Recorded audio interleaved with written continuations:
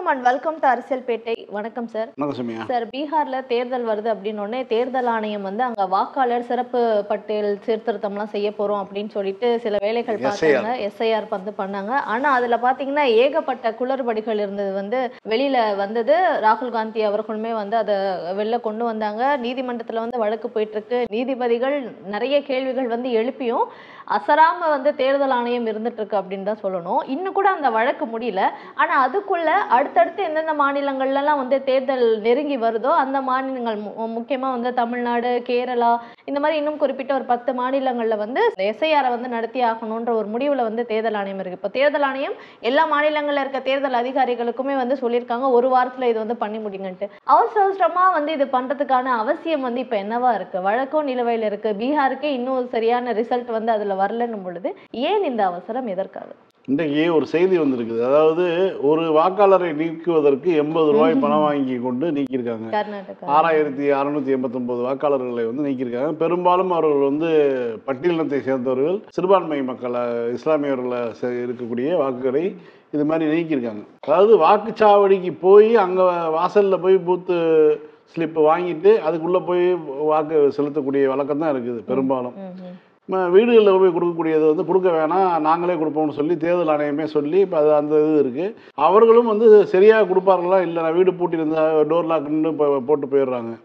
அப்போ நேரடியாக வாக்கு சாவடிக்கு சென்று முன்னால் இருக்கக்கூடிய ஏதோ ஒரு கட்சிக்காரங்க இருந்தாங்கன்னா அது அவங்கள்ட்ட வந்து தங்களுடைய வாக்கு நம்பர் என்னன்னு கேட்டுட்டு போகிறது தான் வழக்கமாக இருக்குது. எண்டு ஸ்டேஜ் அந்த மாதிரியான நிலைமையில தான் போய் இந்த வாக்காளர்கள்லாம் வந்து ஓட்டுகள் இல்லாமல் போயிருக்கு அப்படின்னு தெரிஞ்சுக்கிட்டு திரும்ப வர மாதிரியான சூழ்நிலை வந்தது.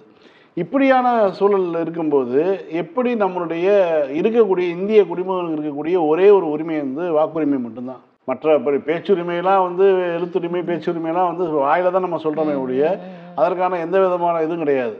ஆனால் இந்த வாக்குரிமைங்கிறது வந்து ஒரு ஓட்டு இந்தியாவில் ஒரு அரசை ஒரு கட்டுமானம் செய்வதற்கு, ஒரு மாநில அரசுனா அந்த மாநில அரசை உருவாக்குவதற்கு என்னாலான ஒரு வாக்கு இருக்குது. அந்த அல்லது ஒரு கட்சி தேவையில்லைன்னு முடிவெடுத்து மாற்று கட்சிக்கு வாக்கு செலுத்தி அந்த கட்சியை வெற்றி பெற வைத்து அதை ஆட்சி பொறுப்பில் கொண்டு வந்து அமர வைக்கக்கூடிய உரிமை சாதாரண ஒரு வாக்காளனுக்கு இருக்குது. அது ஏழையாக இருந்தாலும் பணக்காரனாக இருந்தாலும் யாராக இருந்தாலும் அந்த வாக்கு ஒரு வாக்கு தான்.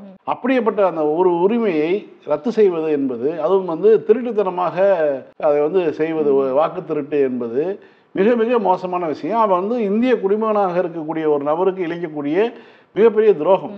அப்போ ஒரு தனித்த ஒரு அமைப்பாக இருக்கக்கூடிய தேர்தல் ஆணையம் இது போன்ற செயல்களை வந்து எவ்வளவு தூரம் வந்து இது பண்ணணும். உச்சநீதிமன்றம் கேட்கக்கூடிய கேள்விகளாக வந்து அவங்க வந்து திமிராகவே பதில் சொல்கிறாங்க. நாங்கள் தனித்த அமைப்பு, எங்களுக்கு நீங்கள் ஆர்டர் போட முடியாது, அது வரிசையாக இதெல்லாம் பேசுனாங்க. ஒரு கட்டத்தில் உச்சநீதிமன்றம் வந்து கடுப்பாக தான் தலைமை நீதிபதி வந்து ஆதார்லாம் நீங்கள் வந்து பொறுப்பு எடுத்து ஆவணமாக எடுத்துக்கொள்ளணும்னு சொல்கிறாங்க. ஏன்னா இந்தியாவில் இருக்கக்கூடிய ஒரு குடிமகனுடைய கைரேகை, வெளிரேகை, முக அமைப்பு, இது 3 தான் வந்து இன்னைக்கு உலகளவில் வந்து ஒருத்தரை அடையாளப்படுத்தக்கூடிய ஒரு விஷயம். ஒவ்வொருத்தருக்கும் யூனிக் இருக்கும். அந்த அடையாளப்படுத்தக்கூடியது வந்து இப்போ நீங்கள் சைனாலெல்லாம் பார்த்தீங்கன்னா நீங்கள் ஒரு பெருங்கூட்டமாக 1000 பேர் நடந்து வந்தால் அந்த 1000 பேருடைய முகத்தையும் தனித்தனியாக மார்க் பண்ணி அவங்களுடைய ஐடென்டிஃபிகேஷன் நம்பரு, அவங்க எந்த ஊரை சேர்ந்தவர்கள், அவங்க இந்த பீஜிங்கில் இருக்காங்களா, ஷாங்காயில் இருக்காங்களா, எந்த நகரத்தில் இருக்காங்களோ அந்த நகரத்தில் வந்து இவங்கெல்லாம் அந்த ஊரை சேர்ந்தவங்க, இந்த ஊரை சேர்ந்தவர்னு சொல்லி கம்ப்யூட்டர் வந்து சில நொடிகளில் வந்து எடுத்து கொடுத்துருது டேட்டாவை. ஒரு 1000 பேர் உள்ள ஒரு ஃபோட்டோ இருக்குன்னா அந்த 1000 பேரில் எவ்வளோ பேர் எந்தெந்த ஊருக்காரங்கன்னு வந்துடுது. அந்த யூனிக் ஃபீச்சர் இருக்கு இல்லையா, இது மாதிரியான விஷயங்கள் தான் வந்து ஆதாரில் இருக்குது. அப்படியேப்பட்ட ஆதாரையே வந்து நாங்கள் வந்து ஒரு ஆவணமாக எடுத்துக்கொள்ள மாட்டோம்னா அப்போ நீங்கள் எதை தான் எடுத்துக்கொள்ளுவீங்க? ஒரு மனிதனுடைய எல்லா விதமான ஆதாரங்களோடு அவங்க இருக்காங்க. அது வந்து ஆதாருக்கு முன்னாடி வந்து ரேஷன் கார்டு இருக்குது. ரேஷன் கார்டு அது வந்து ஒரு ஆதாரமாக எடுத்துக்கணும். கேரளாலையும் தமிழ்நாட்டிலையும் யாரும் தேர்தல் வரப்போகுது, அஸ்ஸாமில் தேர்தல் வருது, அது மேற்கு வங்கம், திரிபுரா, இது மாதிரியான இதை வந்து கையில் எடுத்துக்கிட்டு இங்கெல்லாம் செய்கிறது. இப்போ இங்கே வந்து தமிழ்நாட்டிலையும் கேரளாலையும் பெருசாக செய்ய முடியாது. இப்போ நான் என்ன உங்கள்கிட்ட எடுத்தாலும் உங்கள்கிட்டையும் பல்வகை ஆதாரங்கள் இருக்கும். நீங்கள் பாஸ்போர்ட் வச்சுருப்பீங்க, நீங்கள் எதெல்லாம் வந்து ஆவணமாக கேட்டு உங்களை வந்து புறந்தள்ள முடியுமோ அதை பண்ணுறீங்க. நீங்கள் வந்து மொபைலில் செக் பண்ணி இபிஐசி இது வச்சுருப்பீங்க, ஆப் வச்சுருப்பீங்க. உங்களுடைய வாக்காளர் இது சரியாக இருக்கான்னு நீங்கள் செக் பண்ணிட்டே இருப்பீங்க. இந்த மாதிரியான வாய்ப்புகள்லாம் உங்களுக்கு இருக்குது. தமிழ்நாட்டிலையும் சரி, கேரளாலையும் சரி. மேற்கு வங்காளத்தில் ரொம்ப பாதி. அது இது அஸ்ஸாமில் வந்து பார்த்தீங்கன்னா அது வந்து அங்கே பல்வேறு நாடுகளில் தான் குடி வந்தவங்க, பர்மாலேருந்து வந்தவங்க, இப்போ வங்காளதேசத்துலேருந்து வந்தவங்கலாம் இருக்காங்கன்னு சொல்லி குற்றச்சாட்டு சொல்கிறாங்க. இப்போ அவர்களும் அங்கே பிரச்சனையாக இருக்குது. அப்போ அவர்களை பார்த்து யாரை வேணாலும் நீக்கலாம். கண்ணு முன்னாடி வந்து 80 ரூபாய்க்கு வந்து ஒருத்தனுடைய ஓட்டை நீக்கக்கூடிய ஒரு வேலை வந்து நடந்திருக்குது அப்படின்னா, சாதாரண ஒரு கணினி மையத்தில் போயிட்டு இதை வந்து அதுதான் பெரிய கொடுமை இல்லையா? ஒரு 80 ரூபா கொடுத்தா ஒருத்தனை இந்திய குடிமகனே இல்லைன்னு ஆக்கிற முடியும் அப்படின்னா எவ்வளோ ஒரு மோசமான ஒரு இடத்துல தான் நம்ம உட்காந்துருக்கோங்கிறத புரிஞ்சுக்கணும். குறிப்பாக பாஜக என்பது ஒட்டுமொத்தமாக இந்திய தேசத்துக்கே விரோதமான ஒரு கட்சி. ஆர்எஸ்எஸ் எப்படி வந்து இந்துக்களுக்கு விரோதமான அமைப்பாக நம்ம சொல்கிறோமோ அதே மாதிரி தான் ஒட்டுமொத்த இந்தியாவுக்கும் இந்திய ஜனநாயக அமைப்புக்கும் விரோதமான ஒரு கட்சியாக பாஜகவை எடுத்துக்கலாம். அவர்களுடைய ஆசி பெற்ற ஒரு அமைப்பாக இந்த இவங்க செயல்படுறாங்க பார்த்தீங்களா, தேர்தல் ஆணையம், அதை ஏற்றுக்கொள்ளவே முடியாது. அதாவது மக்களுக்கு செய்யக்கூடிய மிகப்பெரிய துரோகங்களில் ஒன்றாக இதை தான் எடுத்துக்கணும். இதே பிஜேபி தன்னுடைய கூட்டணி கட்சிகளுக்குமே வந்து துரோகம் செய்யறதையும் வந்து பார்த்துட்டு தான் வரும். அதில் இன்னொரு விஷயமும் நடந்திருக்கு. இப்போ என்ன சொல்லியிருக்காங்கன்னா, எடப்பாடிக்கு நீங்கள் வந்து பிரச்சாரம் பண்ணதெல்லாம் போதும், நீங்கள் பிரச்சாரம்லாம் பண்ணக்கூடாதுன்ட்டு பிஜேபி சார்பாக அதிமுகவுக்கு வந்து பிரச்சாரத்துக்கு தடை போடப்பட்டிருக்கதா ஒரு தகவல் வந்திருக்கு. இது வந்து எந்த அளவுக்கு உண்மை? ஏன்னா நயினா நாகேந்திரன் ஒரு பக்கம் தன்னுடைய பயணத்தை வந்து ஆரம்பிச்சோடனே சரி அவர் போட்டோம் இவரை நிப்பாட்டி வைப்போன்ட்டு எடப்பாடியை வந்து நிப்பாட்டி வைக்கிறாங்களா, எப்படி எடுத்துக்கிறது? அதிமுகவை முழுவதுமாக தின்று செரிப்பது இதுதான் பிளானு. இது வந்து 21லேயே வந்து ஆரம்பிச்சிட்டாங்க. 21 ஆரம்பித்து 24 வெற்றிகரமாக நம்ம முடிச்சிடலான்னு பார்த்தா எடப்பாடியினுடைய தந்திரத்தினால வந்து இவ்வளோ நாள் அதிமுக தப்பிச்சது. இப்போ அதற்கு பிறகு வந்து பார்த்திங்கன்னா அதிமுகக்குள்ள பவர் பிரச்சனை, யாருடைய அதிகாரம் அப்படிங்கிறதுல வந்து சசிகலா ஜெயிலிருந்து வெளியில் வராங்க. சசிகலா ஒரு குழுவாக மாறுறார். அதே மாதிரி அதிமுக தோல்வி அடைஞ்ச உடன் வந்து அது வரைக்கும் துணை முதலமைச்சர் பதவி அனுபவித்து கொண்டிருந்த ஓபிஎஸ் வந்து அவர் வந்து ஒரு புரட்சி பண்ணுறாரு. அப்புறம் அவர் வந்து பாட்டிலில் விட்டு எரிஞ்சு அவர் அனுப்பி விட்டுறாங்க. அப்புறம் அவர் வந்து கட்சி ஆஃபீஸை வந்து உடைச்சாரு. அதுக்கப்புறம் அவர் வந்து ஒரு தனிமரமாக ஒரு குழுவாக இருக்கார். இது மாதிரி வந்து தினகரன், ஏற்கனவே வெளியேற்றப்பட்ட தினகரன், இந்த மாதிரியான அணிகள்லாம் இருக்குது. இப்போ இவர்களை எல்லாம் ஒன்று சேர்த்து நீங்கள் வந்து அதிமுகவை இருங்கன்னு சொல்கிறாங்க.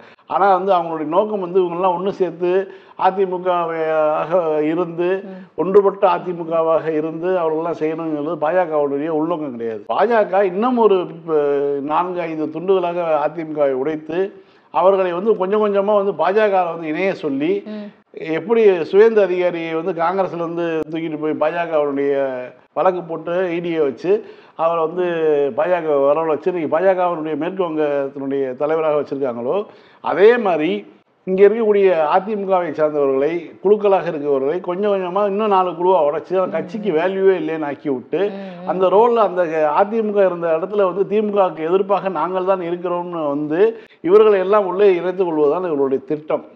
அப்படி திட்டம் வச்சிருக்கக்கூடிய பாஜக எப்படி அதிமுகவை வந்து வளர விடும் அல்லது உயிரோட விடும்?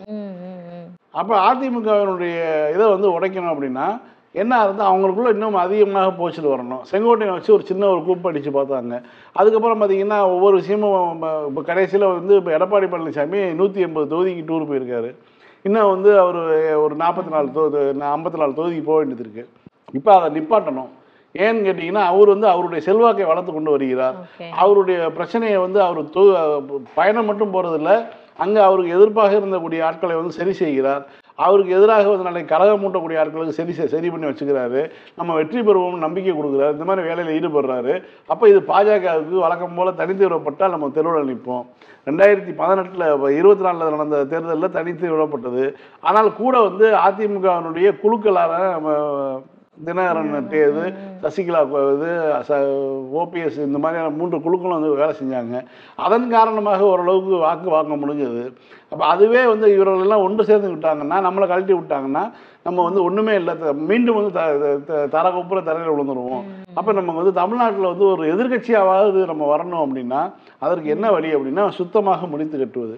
ஆனால் வந்து எடப்பாடி அதுக்கு வந்து அடங்குற மாதிரி தெரியல. அவர் போய் சரி பண்ணிட்டு வந்துடுறாரு. போய் எப்படியோ வந்து ஏதோ கையில் விழுந்து காலில் விழுந்து கால் மாதிரி மோமுடி போட்டுக்கிட்டு என்னென்னமோ பண்ணிட்டு வந்துடுறாரு. இப்போ வந்து அவருடைய பயணத்தை நிப்பாட்டி வச்சுட்டு நீங்கள் வந்து டெல்லியில் வந்து பேசுங்க, கட்சியை வந்து சசிகலாவிடம் ஒப்படைங்க, அதற்கு பிறகு வந்து நீங்கள் முதலமைச்சர் வேட்பாளராக உங்களை அறிவிக்கிறோம் அப்படிங்கிறதான் வந்து இப்போ பேச்சுவார்த்தையாக இருக்குது. இதுக்காக தான் அவர் வந்து உட்கார வச்சிருக்காங்க. சசிகலா எப்படி சார் வந்தாங்க? சசிகலா தாங்க ஒரிஜினல் ஓனரு. நியாயப்படி பார்த்தா கரெக்ட் தான். இவர் தான் ஒரு கல்லாட்டம் ஆடிட்டு இருக்காரு. இவர் ஏலம் எடுத்தது யார்கிட்ட எடுத்தாரு? சசிகலா எடுத்தாரு. சசிகலா பொதுச் செயலாளராக ஜெயிலுக்கு போனாங்க. துணை பொதுச் செயலாளராக தினகரன் இருந்தார். இவர் என்ன பண்ணார்? கட்சியை கையில் வச்சுக்கிட்டு தினகரனை ஃபஸ்ட்டு நீக்கினார். அப்புறம் சசிகலாவை நீ யாருன்னு கேட்டார். அப்புறம் வந்து இவரே பொதுச் செயலாளர் ஆகிட்டார். இவ்வளவு நடந்துச்சு. அப்படி இருக்கும்போது சசிகலா ஒரிஜினல் ஓனருங்கிற ஒரு அடிப்படையில் ஜெயலலிதாவுக்கு பிறகு சசிகலாவை கையில் வந்து பொதுச்செயலாளர் பதவி கொடுப்பது, அதற்கு பிறகு எடப்பாடியை காலி பண்ணுவது. ஏன்னா எடப்பாடியோட செல்வாக்கு பாஜகவுடைய கண்களை உறுத்துது. சசிகலாவை விட எடப்பாடி வந்து திறம்பட கையில் வச்சு நடத்துகிறாரு. அப்போ இவரை வந்து முதல்ல அப்புறப்படுத்தணும். இவரை அப்புறப்படுத்தணும்னா நம்மளுடைய வழக்குகளில் சிக்கிஇருக்கக்கூடிய சசிகலா, ஏன்னா இப்போ இந்த ரூபாய் நோட்டுகள் தடை செய்யப்பட்ட காலத்தில் வந்து சொத்துக்கள்லாம் வாங்கிட்டாங்கன்னு சொல்லி ஒரு வழக்கு போட்டு வச்சுருக்காங்க. மீண்டும் ஒரு வழக்கு இன்னொரு 4 வருஷம் ஜெயிலுக்கு போகணுமாங்கிற ஒரு பிரச்சனை வந்து சசிகலாவுக்கு இருக்குமா இல்லையா? அப்போ சசிகலா வந்து அழகாக கையில் வச்சுக்கிட்டு கட்சியை என் கையில் கொடுங்க, நான் பொதுச் செயலாளருக்கு பிறகு உங்கள்கிட்ட வந்து ஒப்படைச்சிடுறேன், கட்சி பாஜகவோட இணைச்சிடுறேன் அப்படின்னு ஒரு இது கொடுத்துருக்கலாம், டீல் பேசியிருக்கலாம். அதன் காரணமாக அப்போ எடப்பாடியை முடிச்சு கட்டணும்னா சசிகலா கையில் கட்சி போய் சசிகலாவுடைய நிர்வாகிகள் பூரா எல்லாம் தமிழ்நாடு முழுக்க நியமித்து எடப்பாடியை வந்து பழையபடி வந்து சேலம் புறநகர் மாவட்ட செயலாளருங்கிற இடத்துல ஒடுக்கிட்டோம்னா வேலை முடிஞ்சிச்சுன்னு இவங்க பிளான் பண்ணுறாங்க. அதனால தான் வந்து இவர் வெளியில் போகக்கூடாது அப்படின்னு தடுத்து வச்சுருக்காங்க. இதெல்லாம் தாண்டி தான் வந்து இவர் என்ன பண்ணுறாரு?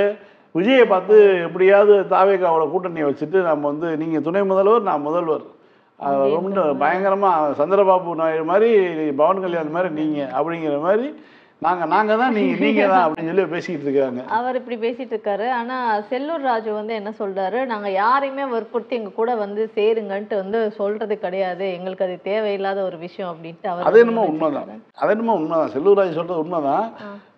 ஏன்னா வந்து போயஸ் தோட்டத்தில் வந்து அந்த காலத்தில் ஜெயலலிதா இருக்கும் பொழுது கூட்டணி கட்சிகளை அவர் நடத்திய விதம் என்பது இப்படிதான். கூட்டணி கட்சியில் ஆட்கள் இருப்பாங்க, கூட்டணி பேச்சுவார்த்தை நடந்துட்டு இருக்கும்போது தேர்தல் வேட்பாளர் பட்டியலில் அறிவிச்சிருவாங்க. ஜெயா டிவியில் வந்து வேட்பாளர் பட்டியல் ஓடிட்டு இருக்கும். எந்தெந்த தொகுதியெல்லாம் கேட்கலான்னு வந்து பேச்சுவார்த்தை நடத்திட்டு இருப்பாங்க. உட்காந்து பேச்சுவார்த்தை நடந்துட்டு இருக்கும்போதே பார்த்தீங்கன்னா வேட்பாளர் பட்டியல் வெளியேறும். அதுக்கப்புறம் வந்து கொடுக்குறத வாங்கிக்கணுங்கிற நிலைமை உருவாக்குவாங்க. அது வந்து ஜெயலலிதா அதெல்லாம் ஒரு காலம். செல்லூர் ராஜுக்கு சொல்றது என்னன்னா, அப்போ அதுக்கெல்லாம் ஒரு காலம் ஜெயலலிதா இருந்துச்சு. ஆனால் அந்த ஜெயலலிதாவே வந்து 2011 விஜயகாந்த் வந்து கூட்டணிக்கு வராருன்னு சொல்லிட்டு நைட்டு 1 மணி வரைக்கும் உட்காந்துருந்தாங்க போயஸ் கார்டனில். விஜயகாந்த் வருவதுக்கு லேட் ஆயிடுச்சு, வரட்டுங்கிறதுக்காக உட்காந்து 1 மணிக்கு பேச்சுவார்த்தையை முடிச்சாங்க. அதே ஜெயலலிதா காக்க வச்ச காலம்லாம் இருந்தது. ஏன்னா இது எல்லாமே எல்லாம் வந்து சக்கரை வந்து இது ஒரே மாதிரி இருக்காதுல்ல. ஒரு தடவை மேலே போச்சுன்னா திரும்ப கீழே வரதானே செய்யும். ஆனால் செல்லூர் ராஜு சொல்றது என்னன்னா, அவர் வந்து அவங்க உட்கட்சி பிரச்சனை. உதயகுமாருக்கு அவர் கவுண்டர் கொடுத்துருக்காரு. உதயகுமார் சொன்னார் இல்லையா, நீங்கள் வாங்க நாங்கள் உங்களுக்கு பதவி தரோம், அப்படி தரோம், அவரெல்லாம் வீணா போயிட்டார், சிரஞ்சீவிலாம் வீணா போயிட்டார், அது மாதிரி நீங்கள் போயிடாதீங்கன்னு சொல்லி இதெல்லாம் பேசினார் இல்லையா. அதுக்கு வந்து அதே பகுதியில் இருந்துக்கிட்டு மதுரையினுடைய இந்த பகுதியில் இருந்துக்கிட்டு இவர் கவுண்டர் கொடுக்குறாரு. இப்படிலாம் வந்து கூப்பிடக்கூடாது, நம்மளாம் அதிமுக யாரையும் வலிந்து கூப்பிட்டது கிடையாது, அதிமுகக்குன்னு ஒரு இது இருக்குது அப்படின்னு சொல்கிறாரு. என்ன இருக்குன்னா அதுதான் பிஜேபியிட்ட போன அதிமுகவுக்கு பிறகு என்ன இருக்குன்னு நமக்கு தெரியுமே. இன்னொரு விஷயமும் அதிமுகக்குள்ள நடந்துட்டு இருக்கு. செங்கோட்டையன் வந்து கொஞ்ச நாட்களுக்கு முன்னாடி சொல்லியிருந்தாரு, 10 நாள் தான் எடப்பாடிக்கு வந்து கெடு, அதுக்குள்ள அவர் ஒரு நல்ல முடிவு எடுக்கணும், 1.5 மாசத்துக்குள்ள எல்லாமே வந்து கிளியர் ஆகணுன்ற மாதிரி சொல்லிட்டு கார் எடுத்துட்டு அமித்ஷாவை அவரும் வந்து பார்க்க போனதை பார்த்தோம். இப்போ அவர் வந்து ஐயோ நான் அப்பெல்லாம் சொல்லிங்க, நான் வந்து ஒரு 10 நாளுக்குள்ள ஒரு நல்ல முடிவை எடுப்பா அப்படின்ட்டு அந்த டோனை வந்து இப்போ மாற்றி பேசுறேன். வடிவேலு இந்த ஆடு பஞ்சாயத்து நடக்கணும், ஆடு திருடிட்டு கண்ணு முன்னாடி ஆடு திருடுறத பார்த்துருவாரு, பஞ்சாயத்தை கூட்டிடுவாரு. வடிவேலு கொடுக்குற அலப்புறையில் வந்து அந்த ஆடு பறி கொடுத்தவர் நான் கனவு கண்டேங்கிற மாதிரி வந்து செங்கோட்டையன் சொல்கிறாரு. நான் எங்கெங்க 10 நாள் கெடு விதித்தேன், அதாவது கெடு விதித்ததாக செய்திகள் வந்த போதெல்லாம் இவர் மறுத்துருக்கலாம். இப்போ வந்து அந்த கெடுலாம் கடந்து பல மாதம் ஆகி போச்சுங்கிற மாதிரி ஆகி போச்சு. உடனே ஒரு ஆளாவே மதிக்கலைங்கிற லெவலில் எடப்பாடி டீல் பண்ணிட்டாரு. இப்படியான சூழலில் வந்து செங்கோட்டையன் சொல்கிறார், நாங்கள் கெடு விதிச்சேன், 10 நாள் டைம் சொன்னேன், 10 நாளுக்குள்ளே முடியப்பா அப்படின்னு சொன்னேன், நான் வந்து கெடுலாம் விதிக்கலை அப்படிங்கிற மாதிரி வந்து சொல்கிறாரு. இது அதிமுகவினுடைய இயற்கையான ஒரு குணம், அடிமை குணங்க அது. அதாவது செங்கோட்டையன்லாம் வந்து நீங்கள் ஜாங்கோ படம் பார்த்தீங்கன்னா தெரியும், ஒருத்தர் விடுதலை பெற்ற ஒருத்தர் இருப்பார், அடிமையாக இருந்து விடுதலை பெற்று, ஆனால் அவருக்கு எதிரியாக மாறுறது யாருன்னு பார்த்தீங்கன்னா இன்னொரு அடிமையாக இருக்கக்கூடிய ஒரு நபர் தான் மாறுவார். அப்படி தான் வந்து வளர்ப்பு, அவருக்கு வந்து அந்த அடிமை புத்தி அப்படியே இருக்கக்கூடிய நபராகவே இருந்துட்டார் அவர். அதனால் அவர் அடுத்து திரும்ப எடப்பாடிகளை தான் வேலை செய்யறதுக்கு போகிறான்னு நினைக்கிறேன். சரி, எங்க போர் நடந்தாலும் வந்து என்னால தான் அந்த போர் நிறுத்தப்படுது அப்படின்ட்டு ட்ரம்ப் சொல்லிட்டு இருக்கதை பார்த்துட்டு தான் இருக்கோம். இந்தியா பாகிஸ்தான் போரையும் நான் தான் நிப்பாட்டினேன்னு சொல்றது, இப்போ இஸ்ரேலுக்கான போரையும் நான் தான் நிப்பாட்டினேன் அப்படின்ட்டு அவர் சொல்றது. அது போக இந்த போர்களை நிப்பாட்டுறதுக்காகவே எனக்கு வந்து அந்த நோபல் பரிசை வந்து கொடுக்கணும், அமைதிக்கான நோபல் பரிசு எனக்கு தான் கொடுக்கணுன்ற மாதிரிலாம் அவர் பேசிட்டு இருந்தது. கடைசியா பார்த்தோம்னா வெனிசுலாவுடைய எதிர்க்கட்சி தலைவருக்கு தான் அந்த நோபல் பரிசு ஒரு பெண்ணுக்கு வந்து போயிருக்குன்னு ஒன்று. இப்போ அதனாலதான் இதை பண்றாரோ அப்படின்ற மாதிரி தோணுது. என்னன்னா அமெரிக்கா சார்பா ஒரு போரை வந்து தொடுக்க இருக்காங்க அப்படின்ற ஒரு செய்தி தான். வெனிசுலாவுடைய அந்த கடல் பகுதி கிட்ட வந்து ராணுவத்தை வந்து குவிச்சு வச்சிருக்காரு ட்ரம்ப் அப்படின்ற ஒரு செய்தி வெளிவந்திருக்கு. வெனிசுலாவும் வந்து போருக்கு தயாரா தான் இருக்காங்க. ரஷ்யா தயாரிப்பு விமானங்களோட அவங்களுமே வந்து போருக்கு தயாரா இருக்காங்க அப்படின்ற ஒரு செய்தி. அதாவது நான் தான் போரை நிற்பாட்டுறேன் அப்படின்ட்டு சொல்றவரே இப்போ ஒரு போரை வந்து தொடங்குறாரு. முதல் முறையா ட்ரம்ப் வெற்றி பெற்று 4 ஆண்டுகள் அமெரிக்க அதிபர் வந்தார். அப்போ வந்து அந்த பதவிக்காலம் முடிந்த பொழுது சொல்லப்பட்டது என்னன்னா, அதற்கு முன்பு இருந்த அனைத்து அமெரிக்க அதிபர்களும் ஏதாவது ஒரு போரை வந்து கையாண்டிருப்பாங்க. போரே செய்யாத ஒரு அதிபராக ஒரு ட்ரம்ப் வந்து இருந்தார். ஒரு வலதுசாரி ஆதரவாளராக அவர் இருந்தாலும், வலதுசாரி சிந்தனையாளராக இருந்தாலும், ஒரு முதலீட்டாளர் அந்த மனநிலையில் ஒரு அதிகாரத்தில் அதிபராக இருந்தாலும், ஆனால் ஒரு நாட்டு மீது ஒரு போர் தொடுக்கவோ எந்த ஒரு படையெடுப்போ ஒரு தாக்குதல் நடவடிக்கையோ மேற்கொள்ளாத ஒரு 4 ஆண்டுகள் அமெரிக்க வரலாற்றில் இருக்கக்கூடிய ஆண்டுகளாக அவருடைய முதல் பதவிக்காலம் இருந்தது. ஆனால் இந்த முறை வரும்பொழுது ஏற்கனவே ஒரு போர் ஆரம்பிக்கப்பட்ட போர், அதாவது ரஷ்யாவுக்கும் உக்ரைனுக்கும் எதுக்காக போர் நடந்தது, உக்ரைனை வந்து ஒரு ஐரோப்பிய கூட்டமைப்பு அந்த ஒரு இதுக்குள்ளே சேர்க்க போகிறாங்க, நாட்டோ அமைப்புக்குள்ளே சேர்க்குறாங்கன்னு சொல்லும்போது அதுக்கு எதிர்ப்பு தெரிவித்து தான் ரஷ்யா ஒரு போரை தொடங்கியது. அந்த போர் தொடர்ந்து இருந்தாலும் இவர் வந்தோடனே நின்றோம் அப்படின்ற மாதிரி சொல்லிட்டு தான் அவர் பில்டப் கொடுத்தாரு. ஆனால் வந்து நிற்கலை. பல முறை புதினை சந்தித்தாலும் அந்த போர் தொடர்ந்து கொண்டு தான் இருக்கின்றது. அதே மாதிரி வந்து உக்ரைனுடைய அதிபரை வந்து அத்தனை பத்திரிகையாளர் முன்னாடி, சர்வதேச பத்திரிகையாளர்கள் முன்பாக அவமானப்படுத்துகிற மாதிரி பேசினார். அதற்கு பின்பு வந்து எதுவுமே நடக்கலை.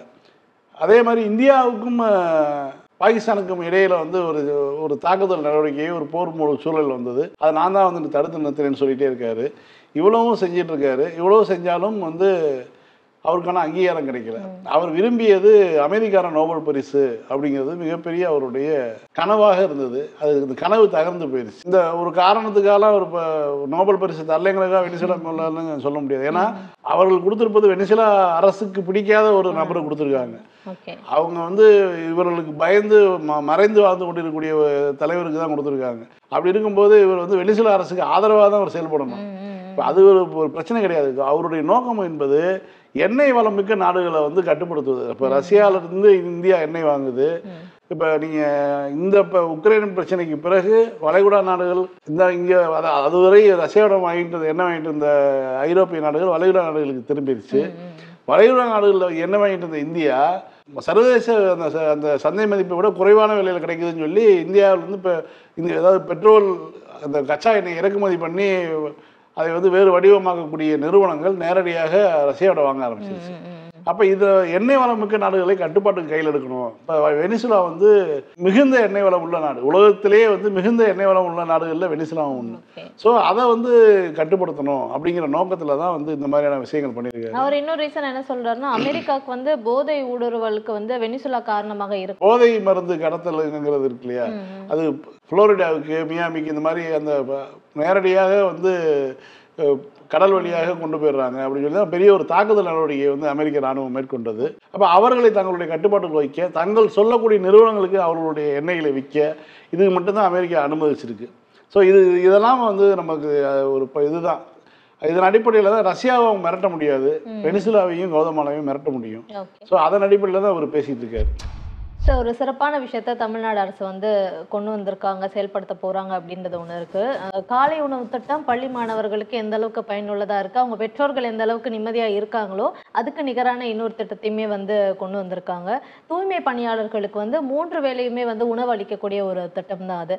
நம்ம வேலைகள் பார்த்து கடந்து போயிடுறோம். ஆனால் நம்ம போகிற குப்பைகளை வந்து சுத்தம் செய்யக்கூடிய அவங்களுக்கு இந்த 3 வேளை உணவு எந்த அளவுக்கு முக்கியம் அப்படின்றத உணர்ந்து இப்போ அவங்களுக்கு இந்த திட்டத்தை வந்து கொண்டு வந்திருக்காங்க. முதல்ல இந்த சென்னை கார்பரேஷனில் ஒர்க் பண்ணக்கூடிய தூய்மை பணியாளர்களுக்கு வந்து இந்த உணவு அளிக்கக்கூடிய இந்த திட்டத்தை வந்து கொண்டு வந்துட்டு அதுக்கப்புறமா எல்லா இடத்துலையுமே வந்து விரிவாக்கம் பண்ணலாம் அப்படின்ட்டு சொல்லியிருக்காங்க.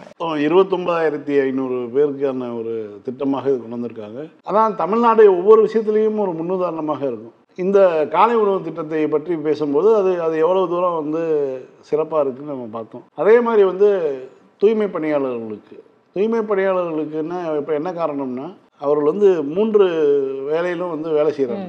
ஷிஃப்ட்டு வந்து 3 வேலை ஷிஃப்ட், ஒரே ஷிஃப்ட் கிடையாது. காலை மட்டுங்களோ ஒரு மாலையோ இதெல்லாம் கிடையாது. இப்போ இரவில் பார்த்தீங்கன்னா சென்னை முழுக்க தூய்மை பணியாளர்கள் இருப்பாங்க. கடந்த முறை கூட ஒரு பெண் தூய்மை பணியாளர் வந்து மின்சாரம் தாக்கி இறந்து போயிட்டாங்க. இந்த மாதிரியான ஒரு சூழலில் அவங்க இரவு முழுக்க சென்னை நகரத்தில் நம்ம வந்து பகலில் பார்க்கக்கூடிய சென்னையும் இரவில் அதை தூய்மையாக்கி கொடுக்கக்கூடிய பணியில் அவங்க ஈடுபடுறாங்க. அப்போ அவங்க வந்து பெரும்பாலும் அவர்களுடைய இதை வந்து உணவை ஸ்கிப் பண்ணுறது இருக்கு இல்லையா, காலை உணவு வந்து அவங்கள்ட்ட கிடையாது, மதிய உணவு வந்து ரேராக எடுக்கிறது, ஈவினிங்கில் ஃபுட், இந்த மாதிரியான ஒரு இதெல்லாம் இருக்குது. உடல் உழைப்பு தொழிலாளியாக இருக்கக்கூடியவர்கள் அதீதமாக வந்து நோய் கிருமிகளை வந்து எதிர்கொள்ளக்கூடியவர்கள், குப்பை போன்ற விஷயங்களை கையாளும் போது நோய் கிருமிகளை வந்து அதிகமாக எதிர்கொள்கிறாங்க. அப்போ அவர்களுக்கு நோய் எதிர்ப்பு சக்திங்கிறது ரொம்ப முக்கியம். அப்போ அவர்களுக்கு உணவு என்பது சரியான விதத்தில் வந்து உணவு கிடைச்சாதான் அது சரியாக இருக்குங்கிறது அரசினுடைய திட்டமிடல். இந்த அடிப்படையில் தான் வந்து ஒரு கம்யூனிட்டி கிச்சன் வந்து ரெடி பண்ணியிருக்காங்க. அதை வந்து எஃப்எஸ்எஸ்ஐன்னு சொல்லக்கூடிய அந்த உணவு கட்டுப்பாடு கழகத்தினுடைய விதிமுறைகளுக்கு உட்பட்ட இந்த மாதிரி பாத்திரங்கள் பயன்படுத்தணும், சுடுநீர் பயன்படுத்தணும், தூய்மை பணியில் இவ்வளோ இருக்கணும்னு சொல்லி அந்த அவங்களுடைய சர்டிஃபைடு கிச்சனாக தான் அது இருக்கணும்னு சொல்லியிருக்காங்க. ஸோ அங்கே தான் உணவு தயாரித்து உங்களுக்கு வழங்க இருக்கிறாங்க. அதே மாதிரி உணவு வந்து நேரத்துக்கு போய் சேருவது, சூடாக பரிமாறுவது, இது போன்ற விஷயங்களை வந்து ஏற்பாடு பண்ணியிருக்காங்க. காலை உணவு திட்டத்திலே அவ்வளோ தூரம் வந்து பண்ணாங்க. அந்த பயிற்சியின் அடிப்படையில், ஆமாம், அதன் அடிப்படையில் இருக்கிறனால இதையும் வந்து ரொம்ப சுலபமாக அவர்கள் செய்ய முடியும். இது தமிழ்நாடு முழுக்க விரிவடையும் பொழுது ஒரு நல்ல விஷயம். ஏன்னா நம்ம மனசார கோரிக்கையெல்லாம் வைக்கல சார், தமிழ்நாடு அரசாவே இது முன் வந்து பண்றாங்க. அதுதான் ஒரு அரசினுடைய, ஒரு மக்கள் நலன் சார்ந்த ஒரு அரசினுடைய வேலை. ஒரு சமூக நீதி அரசுன்னு முதலமைச்சர் பெருமையா எப்படி சொல்றாருன்னா, இந்த மாதிரி செயல்பாட்டுனால தான் அவர் சொல்ல முடியுது. அவர் நெஞ்சை நிமிர்த்தி கொண்டு இந்தியாவிலேயே வேற எந்த மாநிலத்திலும் செய்யாத எத்தனையோ விஷயங்கள் செய்கிறோம் அப்படின்னா அதுக்கான காரணம் தான். கோரிக்கையே இல்லாத இடத்துல வந்து போய் செய்கிறாங்க பாருங்க. காலை உணவு திட்டம் யாரும் கேட்டாங்க? காலை உணவு திட்டம்ங்கிறது எத்தனை பேர் கேட்டாங்க? யாரும் கேட்கல.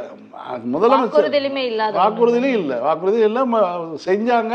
அதற்கு பிறகு அதை விரிவடை பண்ணாங்க. நீ மாநிலம் முழுக்க அதை கொண்டு போய் சேர்த்துட்டாங்க. பிற மாநிலங்கள் இதை பார்த்துட்டு அது பெருமையாக வந்து நான் வந்து தொடங்குறேன்னு சொல்லி ஒரு மாநில முதலமைச்சர் வந்து சொல்கிற அளவுக்கு இருக்குது அப்படின்னா அதுதான் தமிழ்நாடு. இப்போ குறிப்பாக இந்த நீங்கள் சொன்ன மாதிரி கோரிக்கையே இல்லாத ஒரு விஷயத்தை கூட, அதாவது ஒரு குழந்தை வந்து அழுதால் எதற்கு அழுதுன்னு தாய்க்கு தான் தெரியுமாங்க இல்லையா, அது பசிக்கு அழுகுதா, வழியில் அழுகுதா, தூக்கம் வர, இது என்ன பிரச்சனைக்கு அழுகுதுன்னு சொல்லி அதனுடைய உணர்வு அந்த மாதிரி வந்து தமிழ்நாடு அரசு எந்த விதமான ஒரு இதுவுமே இல்லாத போது கூட இவர்கள் செஞ்சாகணும்னு சொல்லி கரெக்டாக இந்த மாதிரி ஒரு ஸ்டெப் எடுத்து வைக்கிறாங்க.